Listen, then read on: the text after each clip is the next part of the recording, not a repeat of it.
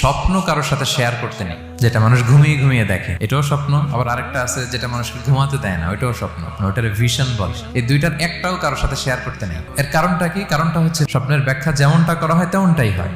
আপনি একটা স্বপ্ন দেখলেন, একজনকে একটা বললেন, সে হুট করে একটা ব্যাখ্যা দিয়ে দিল, ওইটাই হয়ে যাবে। এটা আপনার জন্য ভয়ঙ্কর হয়ে যেতে পারে। এক লোক এসে মুহাম্মদ ইবনে সিরিনকে বলল যে আমি দেখলাম আমার ছেলে পানি খেতে খেতে পেটটা এত বড় হয়ে গেছে।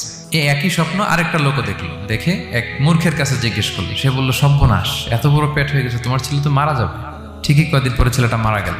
আর একই স্বপ্ন দেখে এই লোক মুহাম্মদ ইবনে সিরিনকে জিজ্ঞেস করেছিল, উনি বলেছেন যে তোমার ছেলে তো অনেক বড় আলেম হবে। ঠিক তাই হয়েছে, ওই ছেলে অনেক বড় আলেম হয়েছে। এই ভিশনও শেয়ার করা যাবে না কারোর সাথে। বিশাল বড় একটা কিছু প্রজেক্ট নিছেন, শুরু করার আগে আপনি বলে ফেলছেন, শেষ, আর এটা হবে না।